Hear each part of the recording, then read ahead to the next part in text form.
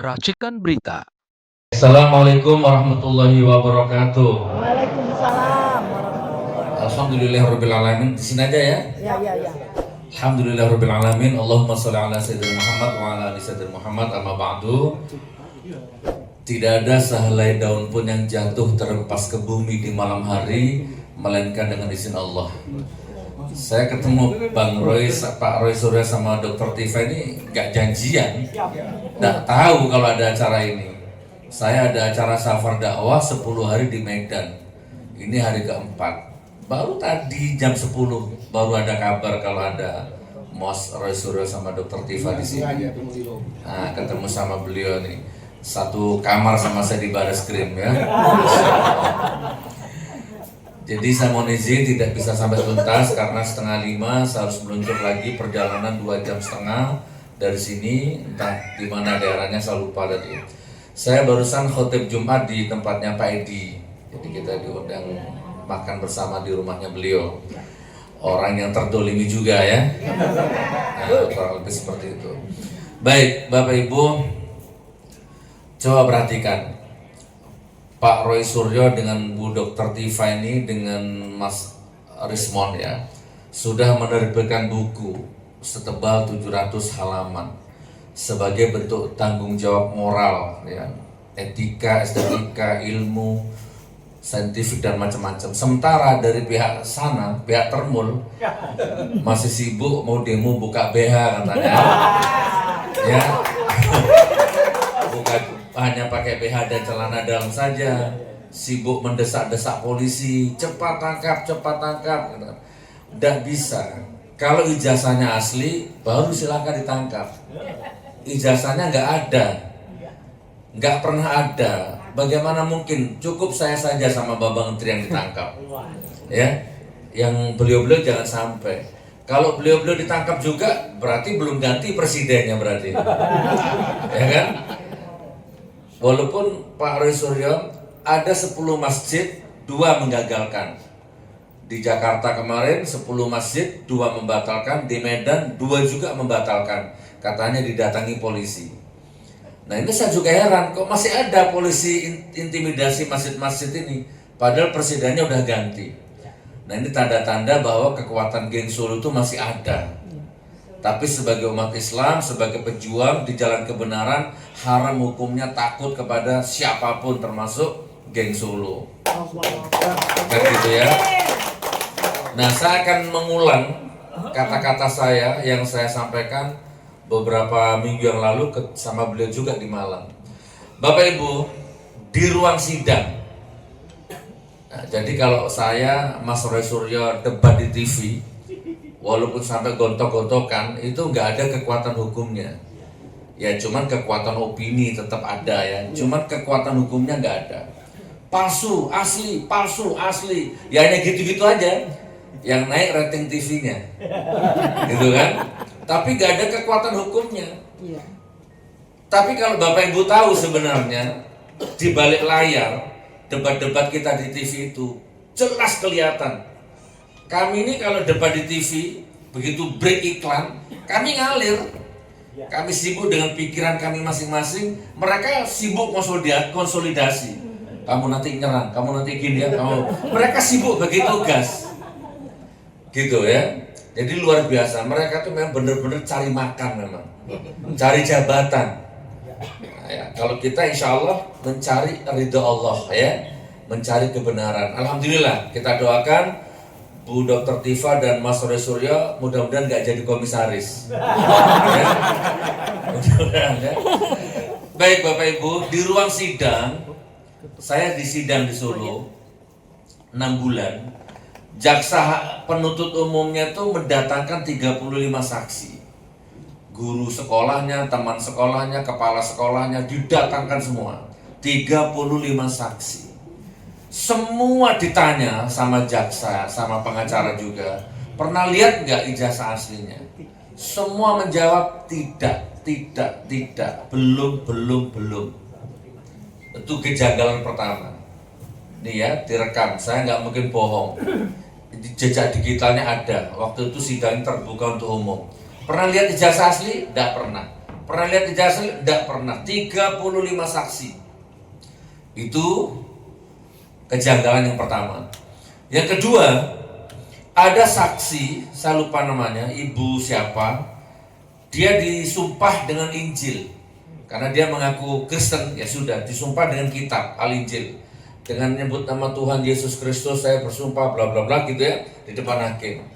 Nah, ketika dia duduk jadi saksi, dicecar dengan pengacara kita, ternyata di BAP-nya dia, di situ ada kata-kata, saya sebagai umat Islam sangat keberatan bahwa Al-Quran dipakai alat bermubahalah untuk membohongi orang, bla bla bla bla. Gitu kan? Pengacara, saya kaget pengacaranya, loh, Bu, bukannya tadi Anda disumpah pakai Injil, agamanya Kristen. Lah ini kok mengatasnamakan orang Islam. Saya keberatan Al-Quran dijadikan alat mubahalah membohongi gini. Ini gimana ini? Dari situ heboh persidangan. Ya, langsung kita buka semua itu BAP dari 35 saksi itu ternyata plek copy paste. Gitu ya. Jadi ini kerjanya polisi nih ya. Luar biasa polisi, diazab Anda besok sama Allah. Mana kalau ada polisi di sini nih? Diazab Anda, bukan polisi Solo, bukan di sini maksudnya. Bukan di sini Salonda ya. Jadi copy paste saja BAP-nya itu, Pak. Jadi ibarat Anda ini 10 orang diperiksa, BAP-nya sama, kan tidak mungkin. Itu kejanggalan yang kedua. Nah, akhirnya klimaksnya, puncaknya saya debat sama jaksanya itu. Pak Jaksa, ini pidana. Beban pembuktiannya ada di Anda. Anda menuduh saya menebarkan fitnah, menebarkan berita bohong, menebarkan kepalsuan, macam-macam. Oke, sekarang tunjukkan yang asli. Karena dipegang Anda itu kan fotokopi. Nah, sekarang tunjukkan yang asli. Dan itu wajib. Menurut undang-undang, nanti biar Mas Roy Surya yang jelaskan. Wajib, karena itu sebagai alat bukti juga di sidang. Nah, ternyata nggak bisa. Jaksanya nggak bisa mendatangkan yang asli. Padahal di Solo itu sidangnya itu. Akhirnya saya keceplosan, tapi saya yakini dan saya nggak menyesal. Pak Jaksa, kalau Anda nanti bisa mendatangkan ijazah aslinya, saya cium kakimu di depannya Pak Hakim. Dan saya akan minta maaf kepada media 7 hari 7 malam. Dan saya akan minta maaf kepada keluarga besarnya Pak Jokowi. Alhamdulillah, sampai sidang selesai, ijazah aslinya nggak pernah ada.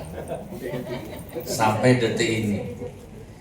Nah, lalu jaksa penuntut umum mendatangkan saksi ahli dari MUI, Majelis Ulama Indonesia. Ngakunya begitu waktu itu, di depan hakim.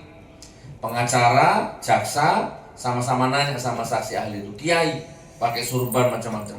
Pak Kiai, menurut Pak Kiai bagaimana mubahalahnya Gus Nur? Pak Kiainya jawab, tidak sah. Mubahalahnya Gus Nur itu nggak benar. Itu menodai agama. Nah, hakimnya nanya, pengacaranya nanya, jaksa juga nanya. Lalu yang benar itu bagaimana Pak Kiai? Yang benar itu mubahalah itu harus dua belah pihak. Ya, Gus Nur sama pihak Jokowi itu yang benar. Kiainya ngomong begitu, Bu, di depan hakim.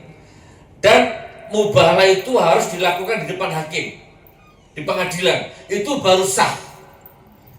Nah, ini kekuatan hukum loh, Pak. Omongan saksi itu di depan hakim berkekuatan hukum. Giliran saya nanya kepada kiainya, Pak Kiai, saya setuju dengan pendapat Anda. Mubahalah itu harus dua belah pihak. Masalahnya Pak Kiai, dari dulu sampai detik ini pihak yang sana saya kejar, saya ajak mubahalah nggak pernah mau. Itu yang pertama. Yang kedua, nah mumpung sekarang Pak Kiai di pihak sana, ayo kita mubahalah sekarang sama saya di sini. Kan dua belah pihak ini di depan hakim. Kiainya saya ajak mubahalah. Kalau saya salah, saya dilaknat. Tapi kalau Pak Kiai yang salah, Pak Kiai dilaknat. Ayo. Demi Allah Pak Kiainya tidak mau. Dan hakimnya tidak mengizinkan. Dan ini masih berlaku sampai sekarang. Barangkali di sini ada yang nyamar termul-termul ini. Nah, ayo, mubahalah sama saya.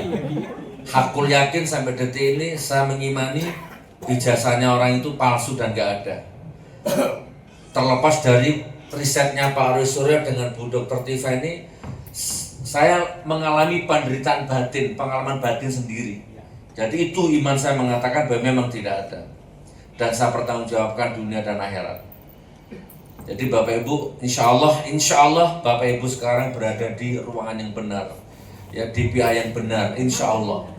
Jadi nggak perlu buka BH, ya, nggak perlu desak-desak polisi, desak-desak, nggak perlu konferensi pers yang bela-bela, nggak perlu. Bapak Ibu membela mantan pejabat yang sudah jelas-jelas korup, bohong, dusta, dibela mati-matian.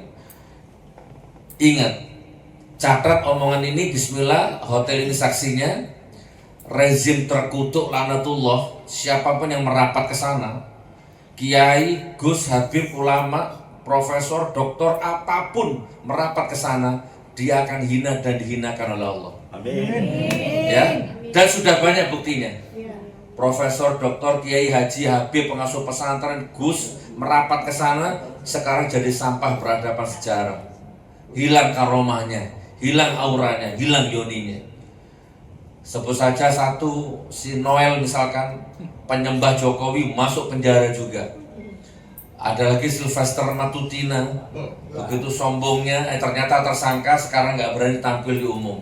Dan menyusul yang lainnya nanti, insya Allah dihinakan sama Allah. Wa qul ja'al haqq wa zahaqal batilinal batilakana zahuqa. Kalau kebenaran sudah datang, yang batil, yang dolim pasti hancur. Sebagai penutup, kalau tangan Anda masukkan ke air, basah. Kalau tangannya Anda masukkan ke api, terbakar. Atau kalau Anda lempar benda ke atas, pada titik tertentu, menit tertentu, dia akan berkurang kecepatannya, lalu dia akan kembali ke bawah. Hukum gravitasinya begitu. Nah, sama Bapak Ibu, imanku mengatakan rezim geng Solo laknatullah terkutuk sampai kapanpun. Dosanya terlalu besar. Ya, jadi tidak lama lagi Anda mau seminar di sini, tidak seminar di sini, Pak Roy Suryo mau bikin buku, tidak bikin buku, tetap dia akan dihancurkan sama Allah. Itu hukum alamnya. Nah, cuman kita ini berusaha menjadi pipit-pipit yang akan menghancurkan berhala-berhala kesombongan mereka, gitu kan? Kurang lebih seperti itu. Nanti biar dijelaskan sama Bang Roy Suryo apa itu pipit maksudnya. Beliau tahu nanti ya.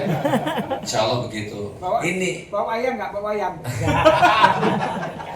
Selamat berjuang ya. Ya. Selamat berjuang, bantu doa, beliau support doa. Bukunya diborong, saya belum beli bukunya. Hari ini saya beli ya. Beli bukunya karena insya Allah itu akan jadi nilai ibadah. Bantu doa, mudah-mudahan kezoliman ini akan segera dihancurkan sama Allah ya. Mulai dari pusat sampai daerah, Solo, Jakarta sampai Medan dihancurkan sama Allah. Insya Allah kalau kepalanya mati, ternak-ternaknya mati semua nanti. Insya Allah. Assalamualaikum warahmatullahi wabarakatuh.